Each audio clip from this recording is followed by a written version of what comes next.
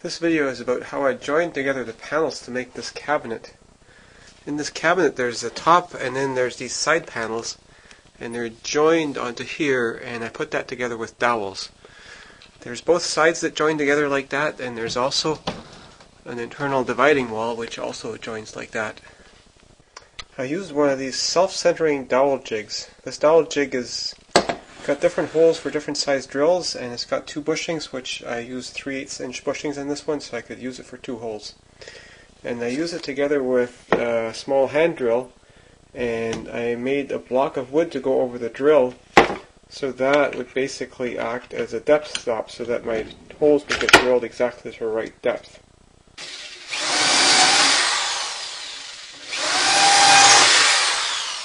So for each set of holes, I very carefully measure where I'm going to put the jig, and that'll ensure that all my dowel holes will align with each other.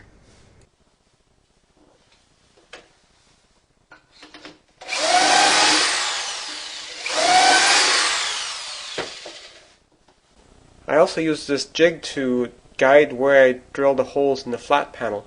I did this by clamping it to a strip of wood, and on the strip of wood I had my marks for where exactly I should position the jig, and then I just clamped that jig onto the strip of wood, and the strip of wood was clamped onto the panel, and that way I could precisely control the alignment of the holes that I drilled in the flat part of the panel.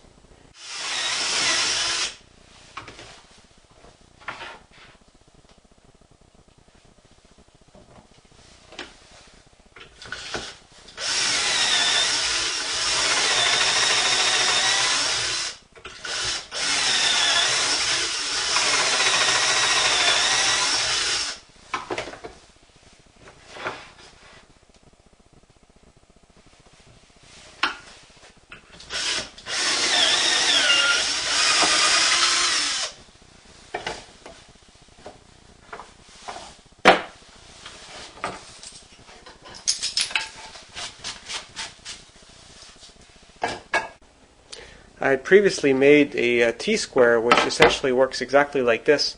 It's already got my marks for all the positions and holes in all the possible positions. So the idea is you just clamp it on there, and then you clamp that T-square by the flanges against the edge of a piece of wood, and you don't have to fuss around with the square or anything. The only problem with this T-square is it was too short for the panels that I was gluing up, and so I couldn't use it, and I didn't feel like making another T-square because most of the time that T-square should be long enough, so that's why I just used a strip of wood.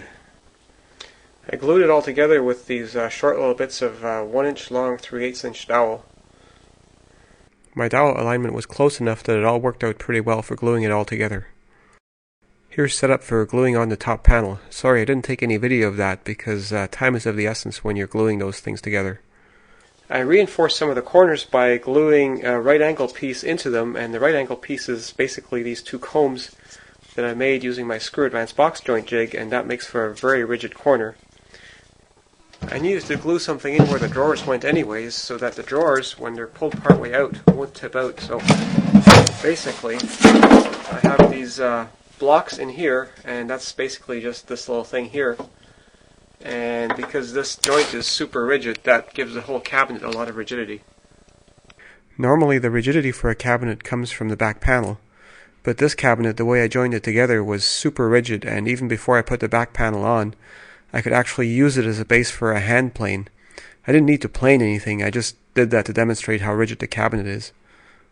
And the beauty of this cabinet is, except for the dowels and a piece of 2x6, it's made entirely out of recycled materials, and it only cost me about $20 to build.